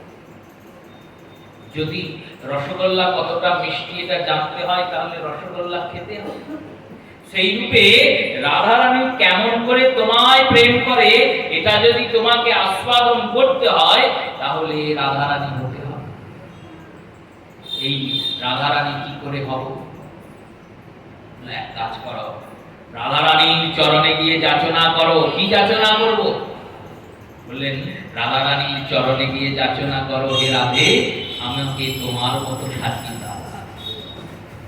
শ্রীমতীর চরণে গেলেন গোবিন্দ, গিয়ে যাচনা করলেন বিশ্বভানু নন্দিনীকে, হে রাধারানী তোমার মতো আমাকে তৈরি করে দাও, আমি তোমার মতো হতে চাই, তোমার মতো সাজতে চাই, তোমার মতো হয়ে আমি কৃষ্ণ আস্বাদন করতে চাই। কৃষ্ণকে আস্বাদন করার জন্য যখন যাচনা করেছেন তখন শ্রীমতী রাধারানী বললেন, শোনো কৃষ্ণ তুমি রাধারানী হতে পারবে না। কেন? ওই বিরহ ব্যথা, ওই বিরহ বেদনা সহ্য করার মতো ক্ষমতা তোমার হবে না। তোমার দ্বারা সহ্য করা যাবে না, তুমি এই বেদনা সহ্য করতে পারবে না, তাহলে উপায়। সখীর কাছে ফিরলেন, সখীকে বললেন রাধারানী তো এই ব্যথা বেদনা সহ্য করতে পারবো না বলে তিনি তার স্বরূপটি তার রূপটি আমায় দিলেন না, কি হবে? ললিতাজি বললেন কি আর হবে, তুমি তো সবই করতে পারো, তুমি যখন সোজা পথে পাও না তখন ব্যাকা পথ অবলম্বন করো। ব্যাকা পথ মানে হলো দেখো যে যখন পেলে না তাহলে চুরি করো। চুরি করলেন। কেমন করে চুরি করছেন? রাস রজনীতে রাসের অলসে অলসিত হয়ে শ্রী ভগবান শয়ন করেছেন পুষ্পসজ্জায়, আর মাধব ভুজকে বালিশ করিয়া অলস করিল দেহ, আর সখীনর চরণ দিতে কেহ। এই চরণ সেবাকারী সখীরা ভাবছেন কত সুন্দর যুগল শয়ন করেছেন। দেখুন আজকে পুষ্পের শয্যাতে মাধব শুয়েছেন, আর মাধবের বাম হাতটিকে বালিশ করে রাধারানী শুয়েছেন। এইবার সুখনিদ্রার সময় এসেছে, নিদ্রা সুখে দুজনেই সুখিত। শ্রীমতী নিদ্রাতে দর্শন করছেন এক গৌর বর্ণের অতি সুন্দর ব্যক্তি। ওই উজ্জ্বল বর্ণ গৌর বরদেহং বিলসিত নিরবধি নাম বিদেহং। ওই বিলসিত নিরবধি, ওই বিলাস করছেন। কিসের বিলাস? বলল ওই নিত্য বিলাস করছেন, নৃত্য করছেন, আর মুখে কৃষ্ণ নামের উচ্চারণ করছেন। জল্পিত নিজ গুণ নাম বিনোদন, আনন্দের সহিতে নিজের নামকেই জপ করে যাচ্ছে। এই নিত্য কীর্তন দেখে আঁতকে উঠলেন শ্রীমতী। আঁতকে উঠে চমকে উঠে বলছেন গোবিন্দকে। গোবিন্দ বলছেন কি হয়েছে রায়, কি হয়েছে, চমকে উঠলে কেন? শ্রী গোবিন্দকে এই কথা শুনে রাধারানী বললেন আমি একজনকে দেখলাম জানো। বলো কাকে দেখলে? না এক অতি সুন্দর সুপুরুষ গৌর বর্ণাকৃতি এক যুবককে দেখলাম, যার সুন্দর কেশ, কুঞ্চিত কেশ, সুন্দর স্বর্ণাকৃতি বর্ণ, স্বর্ণাকৃতি অঙ্গ, সেই পীতবসন পরিহিত, গলায় বনমালা বিভূষিত, সেই অপরূপ সুন্দর গৌরাকৃতি ওই যুবককে দেখে আমার ভয় লাগলো। কি ভয়? সে যেমন করে কৃষ্ণ কৃষ্ণ বলে ডাকছে না, আমি ভাবলাম হয়তো ওই আর্তনাদে তুমি আমাকে ছেড়ে না তার কাছে চলে যাও, কারণ তুমি তো যায় যে তোমায় ডাকে তার কাছেই ছুটে যাও। তা তুমি, আমি ভাবলাম তুমি হয়তো তার কাছেই ছুটে যাবে, তাই চমকে ভয়ে চমকিত হয়ে উঠে তোমাকে বলছি হে শ্যাম সুন্দর কে ওই যুবক বলতে পারো?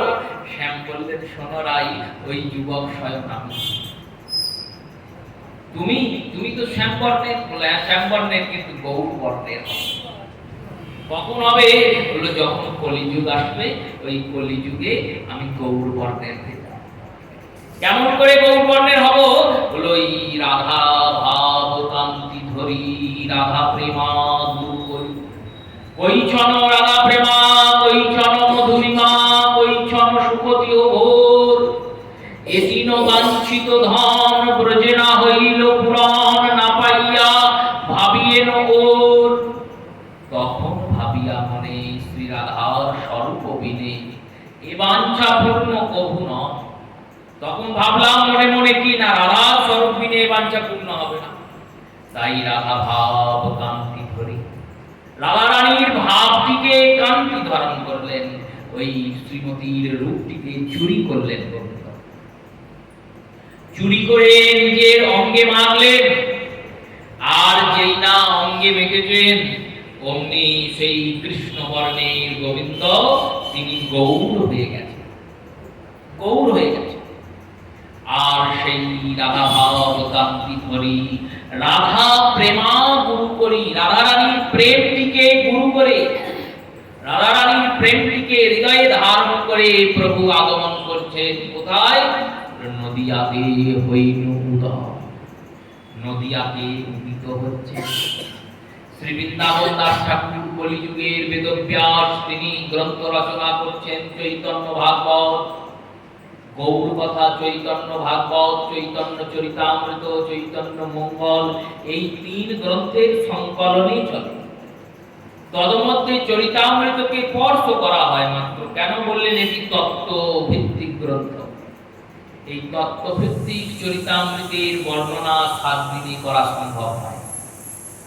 চরিতামৃতের একটি কোনো প্রসঙ্গকে 7 দিন ধরে বলা যেতে পারে, কিন্তু সম্পূর্ণ চরিতামৃত 7 দিনে বলা কষ্টসাধ্য, প্রায়শই অসম্ভব।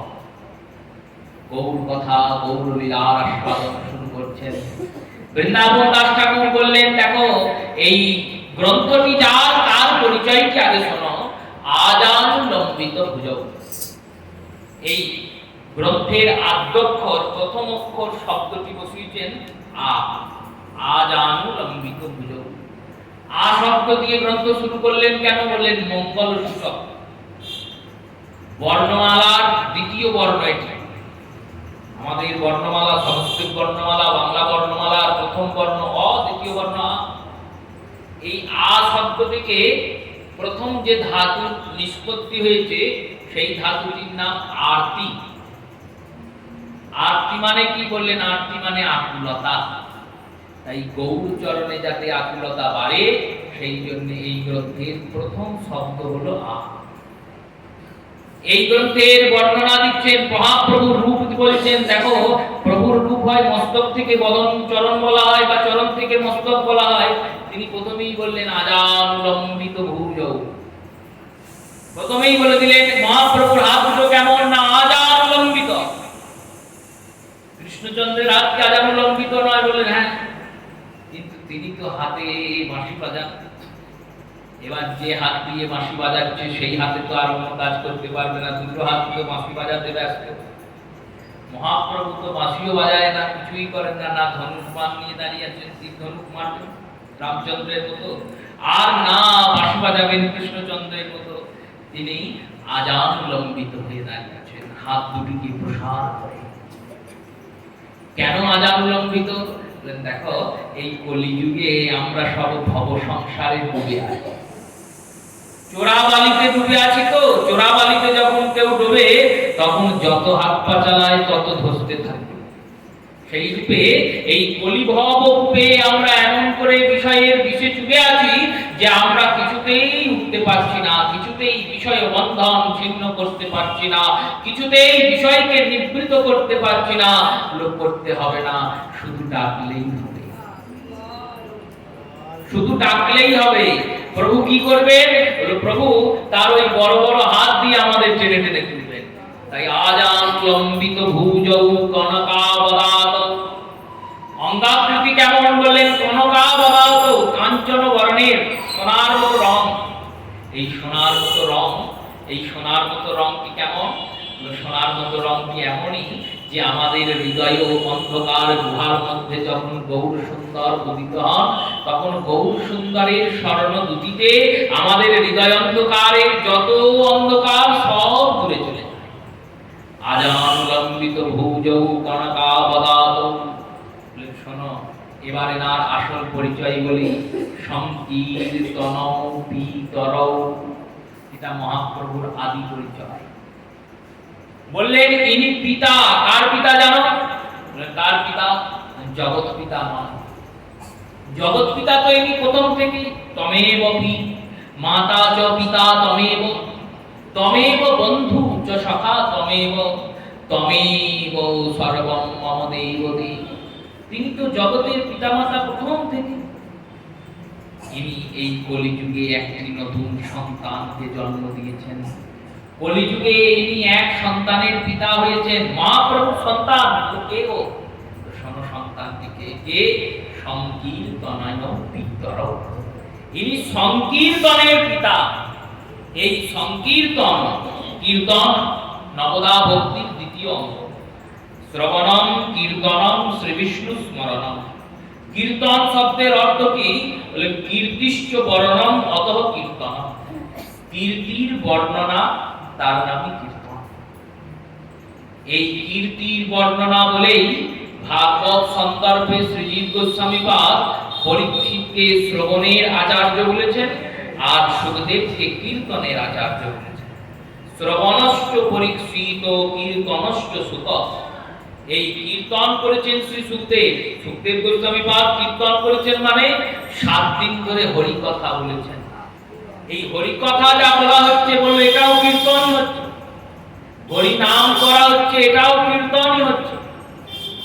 গান লীলা কীর্তন যারা করছেন তারাও ওই কীর্তন অঙ্গই চালনা করছেন। কীর্তন অঙ্গের প্রচলন ছিল, সংকীর্তনের প্রচলন ছিল।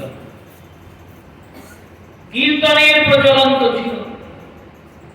সুখদেব গোস্বামী দাপরের শেষ কাবে এসে বসিয়েছেন, কীর্তন করেছেন, কৃষ্ণ কীর্তন। কীর্তন ছিল। মহাপ্রভু কি আনলেন? বললেন সংকীর্তন আনলেন। এই সংকীর্তনকে জন্ম দিলেন, বললেন দেখো তুমি ভগবানকে ডাকছো, তোমাকে ভগবান পার করবে। যাকে ডাকবে, যে ডাকবে তাকে সাড়া দেবে, যে ডাকবে না তাকে তো সাড়া দেবে না। যে কৃষ্ণ কথা বলছে, কৃষ্ণ কথা যে কীর্তন করছে, তাকে না হয় কৃষ্ণ কৃপা করবে, যারা শুনছে তাদের সবাইকে কৃপা করবে। হ্যাঁ করবে, কিন্তু সবাই তো ডাকলো না। কলিযুগে তো শুনলেই হবে না, শোনার সঙ্গে সঙ্গে ডাকতে হবে। তাই কি বললেন?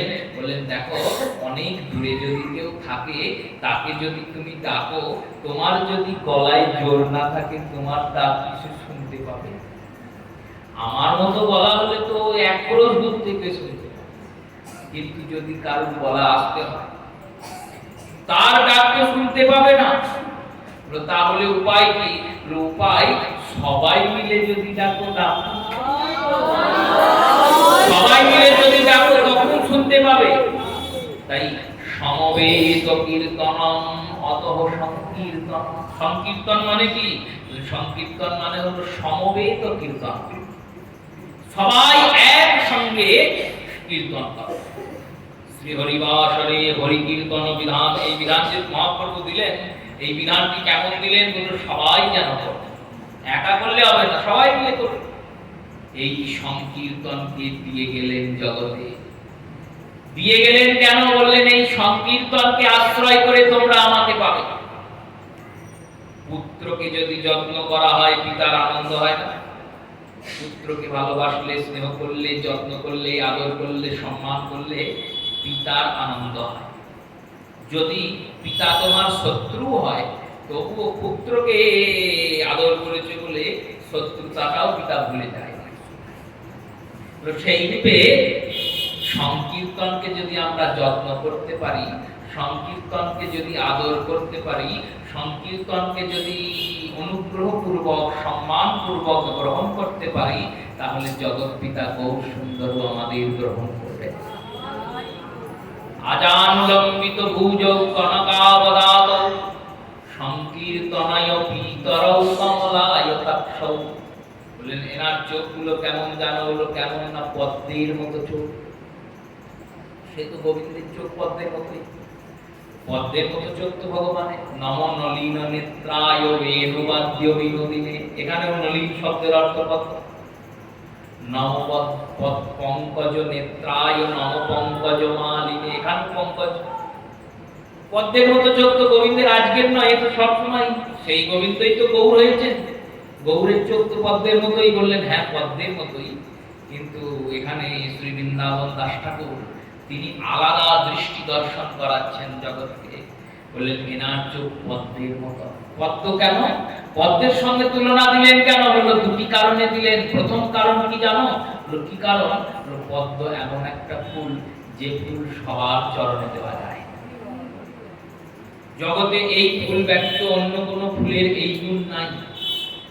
অন্যান্য ফুলের মধ্যে কিছু ফুল আছে যে এই দেবতাকে দেওয়া যাবে, ওই দেবতাকে দেওয়া যাবে না, ওকে দেওয়া যাবে, ওকে দেওয়া যাবে। আর শুধু তাই নয়, এই পদ্ম তুমি যে দেবতাকে দেবে সেই দেবতাই তুষ্ট হয়ে যাবে। তুমি শিবকে দাও, শিবও তুষ্ট হবে। দুর্গাকে দাও, দুর্গাও তুষ্ট হবে। গোবিন্দকে দাও, গোবিন্দও তুষ্ট হবে। পদ্মের এমন গুণ। আর বললেন আর দেখো পদ্ম জন্মায় পাকে, কিন্তু অঙ্গে কোনো পাক লাগতে দেয় না। অঙ্গে কোনো পাক লাগতে দেয় না। কেন দেয় না জানো? হলো পদ্মের এই পুষ্পের মধ্যে এমন সুন্দর করে এই প্রকৃতি একে গড়েছে, এর উপর জল পড়লে জল দাঁড়াবে না। এ যদি পাকে চোখে পাক গায়ে লাগবে না। এর অঙ্গটাই এমন তৈরি। তো সেই রূপে গৌর সুন্দরের চোখটা পদ্মের মতো। তো কমলায় তাক্ষ, এই পদ্মের মতো চোখ দিয়ে তিনি কি করছেন? পদ্মের মতো চোখ দিয়ে আমাদের মতো মলিন জীবদের দেখছেন, তার চোখের গুণে আমাদের মলিনতা চলে যাচ্ছে।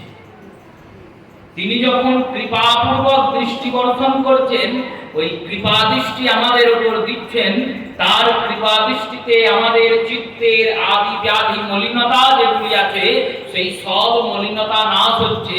তাই শ্রী বৃন্দাবন দাস ঠাকুর বললেন, সংকীর্তনয় পীতর কমলায় কাক্ষ। এবার কি বললেন না, বিশ্বম্ভর, এনে বিশ্বম্ভর দুই অর্থে ব্যবহার করেছেন। প্রথম অর্থ বললেন এনার পিতৃ প্রদত্ত নামই বিশ্বম্ভর, সেই অর্থে তো বিশ্বম্ভর। আর দ্বিতীয় বললেন বিশ্বম্ভর শব্দের অর্থ হলো বিশ্বকে যিনি ভরণ করেন, পোষণ করেন। মহাপ্রভু বিশ্বকে ভরণ পোষণ করছেন কি দিয়ে? বললেন নাম দিয়ে ভরণ পোষণ করলেন। নাম দিয়ে কেন বললেন? দেখো, যদি অন্ন দিয়ে, অর্থ দিয়ে, সম্পদ দিয়ে কেউ ভরণ পোষণ করে, সেই অন্ন, অর্থ, সম্পদ জাড় জগৎ থেকে উৎপন্ন হওয়ার জন্য তা চিরকাল স্থায়ী হবে না, কিছুক্ষণের মধ্যেই বিনাশ হয়ে যাবে, কিছুক্ষণের মধ্যেই শেষ হয়ে যাবে। অন্ন বস্ত্র দিয়ে যদি কেউ কাউকে ভরণ পোষণ করে, আজীবন তো ভরতে পারবে, পোষণ করতে পারবে, জন্মের পর তো আর ভরণ পোষণ হবে না। সেই ধন সম্পদকে এখানে ছেড়েই চলে যেতে হবে। মহাপ্রভু এমন একটা সম্পদ আমাদের দিলেন, যে সম্পদ আমাকে ইহজগতে আনন্দ দেবে, আর এই সম্পদ আমার সঙ্গে যাবে, আর গিয়ে এই সম্পদই গৌর গোবিন্দকে প্রদান করবে। এই সম্পদই গৌর গোবিন্দকে প্রদান করবে। এই সম্পদের এত ক্ষমতা। তাই বিশ্বম্ভরৌ দ্বিজবরৌ, ইনি দ্বিজবর, দ্বিজবর মানে ব্রাহ্মণ।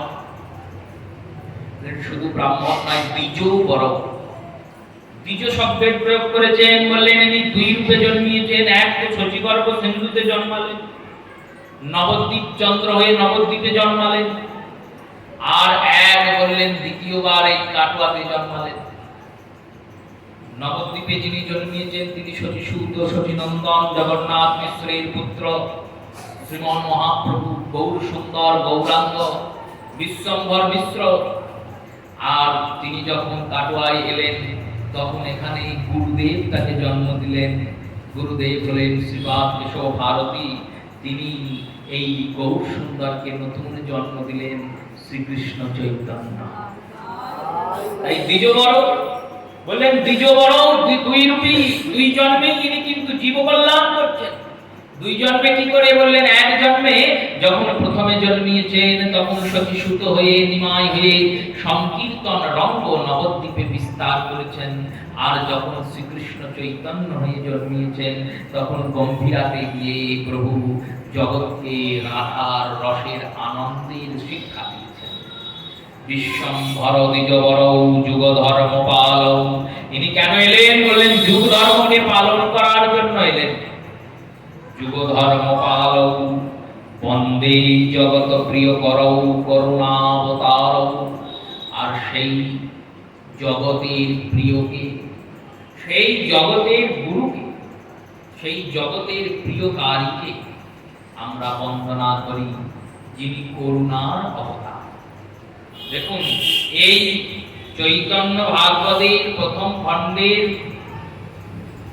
আদি খণ্ডের প্রথম অধ্যায়ের প্রথম শ্লোকের অন্ত বাক্য, অন্ত শব্দ হলো করুণাবতার, যিনি করুণায় অবতীর্ণ হলেন।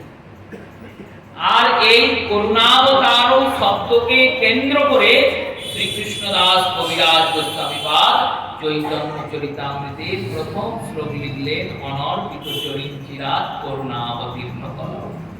কত নিজেদের মধ্যে মিল দেখবেন। এই বৃন্দাবন দাস ঠাকুর যেখানে শেষ করলেন, সেখান থেকেই কৃষ্ণদাস কবিরাজ গোস্বামীপাদ ধরতেন। সেই করুণার অবতার গৌর সুন্দরের অবতরণ। কেমন করে এই অবতরণ হচ্ছে? বললেন এই অবতরণের জন্য প্রথমে সাঙ্গপাঙ্গরা এলেন। প্রথমেই কি প্রভুর আগমন হয়?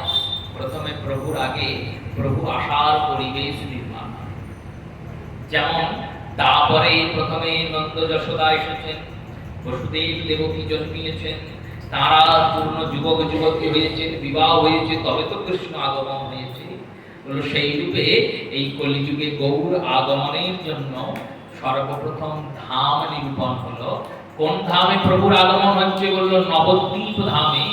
9টি দ্বীপের সমন্বয়ে এই নবদ্বীপ, এই শ্রী গৌর পূর্ণিমার আগের যে পক্ষ, এই শুক্লপক্ষ, ফাল্গুনী শুক্লপক্ষে নবদ্বীপ পরিক্রমা করা হচ্ছে। এখন পরিক্রমা সবাই করছে, সর্বত্র পরিক্রমা চলছে। 9টি দ্বীপের পরিক্রমা। এই 9টি দ্বীপ কিরকম ভাবে নির্মাণ হয়েছে? বলল কোথাও স্বয়ং মহাদেব তপস্যা করেছেন। সর্বপ্রথম যে দ্বীপটি, যে দ্বীপের নাম সীমন্ত দ্বীপ, এই সীমন্ত দ্বীপটি মূল স্থান, নবদ্বীপের ঠিক মাঝখানের জায়গা। যদিও এখন গৌরীয় মিশন, ইস্কন এনারা বলছেন মায়াপুর মূল জায়গা, কিন্তু ভক্তি রত্নাকর আদি শাস্ত্রানুসারে সীমন্ত দ্বীপ মূল স্থান। এই সীমন্ত দ্বীপ কোনটি? বললেন সীমন্ত দ্বীপ হলো পোড়ামাতলা। এই যে পোড়ামাতলা যাই আমরা দর্শন করি, ওই পোড়ামাতলা হলো সীমন্ত দ্বীপ। কেন এই নাম? স্বয়ং মহাদেব নৃত্য করছেন কৈলাস পর্বতে। মা পার্বতী গিয়ে বলছেন প্রভু আজকে নাচছেন কেন, আনন্দ কিসের এত? মহাদেব বললেন কলিযুগ আসছে, কলিযুগে কলিযুগ পাবন অবতার গৌরচন্দ্রের আগমন হবে। ওই গৌরচন্দ্রের রূপ দর্শন করে আমি আনন্দে নৃত্য করছি। দেবী বললেন আপনি তো গৌরকে দেখে এলেন, আমার তো দেখা হলো না, আমি কি করে দেখবো?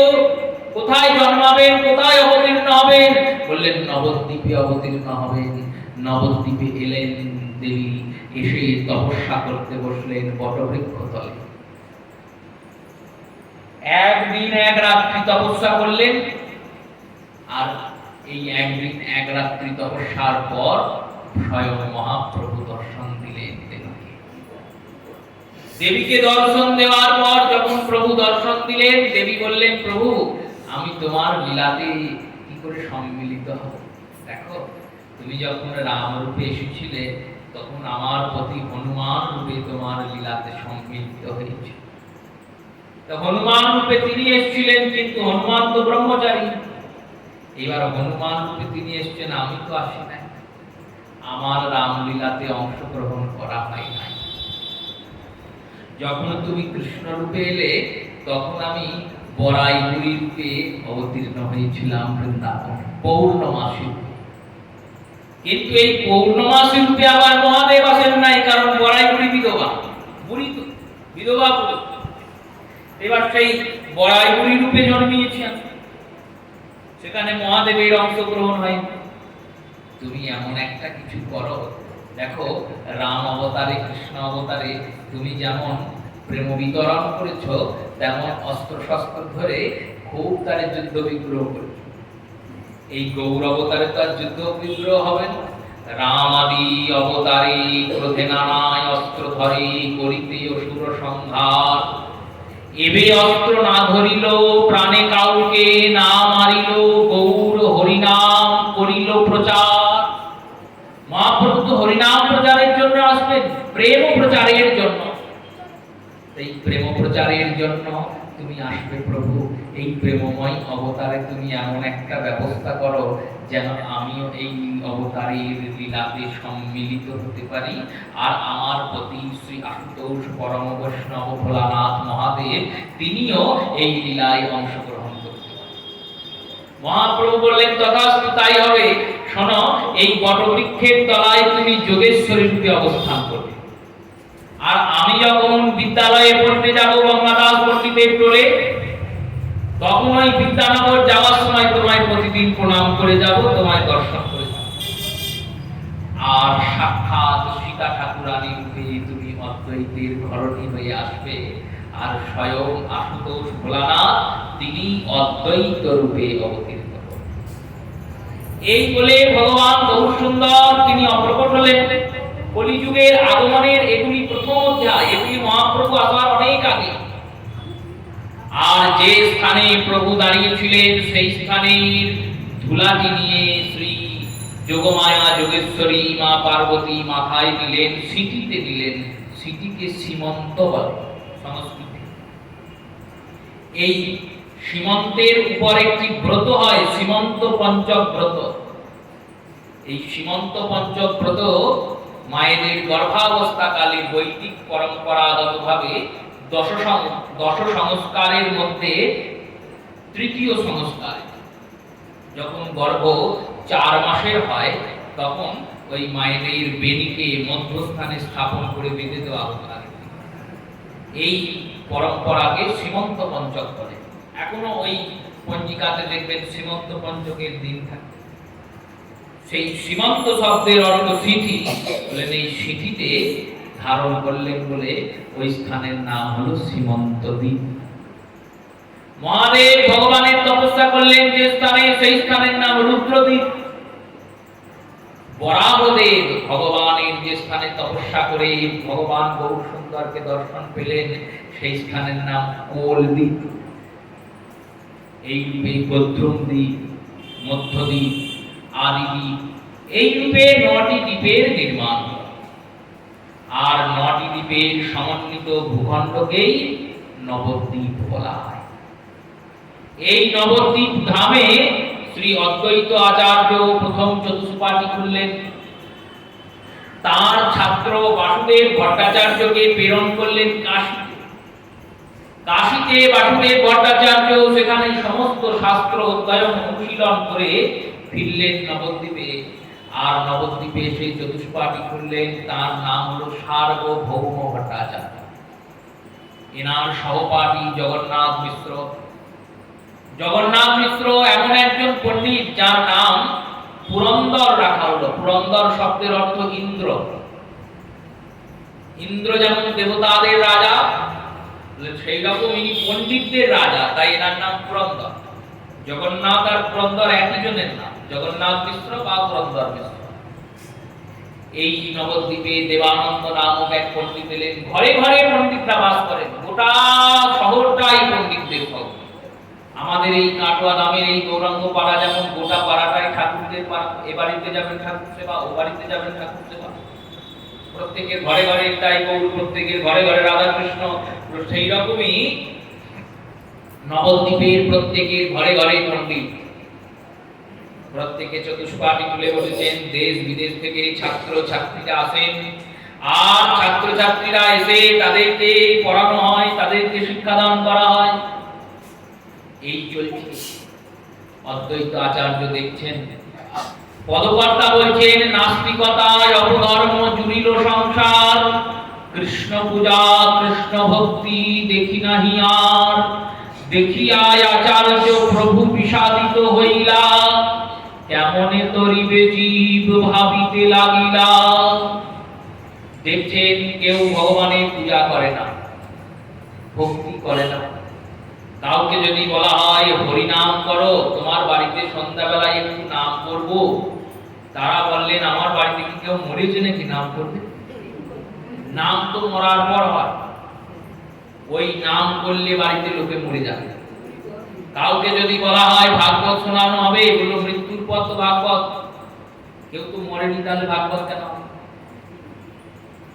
কি করে জীব? বললো দেখুন, শ্রী বৃন্দাবন দাস ঠাকুর বর্ণনা দিচ্ছেন। নবদ্বীপের প্রথমে ঘাটের বর্ণনা দিলেন। নবদ্বীপ ধামে কেমন পরিস্থিতি, লক্ষ লক্ষ লোক করে নিত্য গঙ্গা স্নান। নবদ্বীপ নামক গ্রাম পুণ্যবতী ধাম। নবদ্বীপের গঙ্গা ঘাটে প্রতিদিন 1 লক্ষ করে লোক গঙ্গায় স্নান করে। কত ভক্ত গো! 1 লক্ষ লোক স্নান করে, কিন্তু কেউ হরিনাম করে না, কেউ হরিকৃষ্ণ বলে না, কেউ মহাপ্রভুর নাম করে না, কেউ নিতাই গৌর ভজে না, কেউ রাধা গোবিন্দ ভজে না। যারা শালগ্রামের সেবা করে তারাও নারায়ণের প্রতি ভক্তি না রেখে সেবা করে। এরা রাত্রি জাগরণ করে। কেমন করে? বললো বাসুলি পূজায় রাত জাগে, চণ্ডী পূজা, দুর্গা পূজা, চণ্ডী পূজা হয়। এই চণ্ডীর পূজা যখন হয়, বললো চণ্ডীর যখন পূজা হয় সেই চণ্ডী পূজায় রাত জাগে। ঢাক ঢোল বাজিয়ে খুব তারে মদ খেয়ে নাচে, কিন্তু কেউ ভগবত ভক্তি করে না। ঘরে ঘরে পাটা বলি দেয়। এই ধরনের নবদ্বীপ ধাম তখন চলছে। আর তার উপরে যারা যৎকিঞ্চিৎ বৈষ্ণবত্ব ধারণ করে বিষ্ণু পূজা করেন তাদেরকে লোকে টিটকারি দেয়।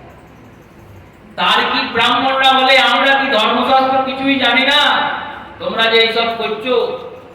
সধবা রমণীরা একাদশী করলে ডেকে ডেকে বলে, এই সধবাদের একাদশী করতে কে বলেছে? একাদশী বিধবারা করে, ধর্মশাস্ত্র কি আমরা কিছু জানি না? এক ব্যক্তি নাম করতে করতে আসছেন, এর মধ্যে আবার ঠাকুর হরিদাস এসে জুটেছেন অদ্বৈতের ঘরে। ঠাকুর হরিদাস দিনরাত নাম করেন, 3 লক্ষ নাম, যাকে দেখেন তাকেই বলেন বলো কৃষ্ণ, বলো কৃষ্ণ, বলো কৃষ্ণ, বলো কৃষ্ণের নাম করেন, দিনরাত নাম করেন। তো নাম শুনেন লোকে। এক ব্রাহ্মণ ডেকে বলছেন, শোনো, তুমি যে মন্ত্র জপ করছো সেই জপ সবসময় উপাংশ রূপে করতে হয়, মৌন হয়ে চুপচাপ ভাবে জপ করতে হয়, তবে জপের ফল। তিনি বললেন, প্রভু আমি এটা চেষ্টা করেছি জপ করার, কিন্তু যখনই জপ করতে যাই তখনই ভিতর থেকে কে যেন বলে, ওরে আসতে বলিস না, আসতে বললে তো তুই শুনতে পাবি, জোরে বল তাহলে সবাই শুনবে। মহামন্ত্র নাম আমি জপতে আস্তে জপ করার চেষ্টা তো খুব করেছি, কিন্তু যেই জপ করতে যাই ভেতর থেকে বলে আস্তে আস্তে বলিস না, তাহলে তোর কল্যাণ হবে। যদি জোরে বলিস যত দূর যাওয়া যাবে, যত দূর লোকে শুনতে পাবে, যত দূর নাম ধ্বনিত হবে, সবার মঙ্গল হবে, সবার মঙ্গল। চারিদিকে মঙ্গল, হরিনাম সংকীর্তন। এই নাম সংকীর্তন কি করে বলে? মঙ্গল করে, অমঙ্গল করে না। সব অমঙ্গল দূরে চলে যায় হরিধ্বনিতে, এই মহামন্ত্র নামে। এই রকম জগৎ চলছে। এর মধ্যে যারা জবন, সেই সময় গৌড়ের রাজা, গৌড়ের বাদশা, তারা খুব তারে আমাদের সনাতন ব্যক্তিদের, হিন্দুদের ধরে ধরে নিয়ে গিয়ে ধর্ম পরিবর্তন করে দিচ্ছেন, জোর করে করে জবন করে দিচ্ছেন। চারিদিকে এক বিশৃঙ্খলা পরিবেশ। নাস্তিকতায় অপধর্ম জুড়িল সংসার, কৃষ্ণ পূজা কৃষ্ণ ভক্তি দেখি নাই আর। হরিদাসের সঙ্গে বসে অদ্বৈত বলছেন কি হবে? ঠাকুর হরিদাস বলছেন, ঠাকুর কি করে আমরা নিজেদের এই ধর্মকে রক্ষা করব? কি করে আমরা ভগবান ভজন করব? কি করে এই মহামন্ত্র নাম জপ করব? কি করে জীব কৃষ্ণে মতি হবে? জীব কৃষ্ণ ভজনা করে না, কৃষ্ণ ভজনা করে না তো করে না, কি হয় ক্ষতি? করছে তো কিছু, কালীকে তো ভজছে, শিবকে তো ভজছে, দুর্গাকে তো ভজছে, ভজুক ক্ষতি নাই, কিন্তু ভোজে তো কোনো লাভ হবে না। যে লাভটা হবে সে লাভটা তো পরম লাভ নয়। কেউ কালিকা, চণ্ডিকা, দুর্গা সাধনা করে কি পাবে?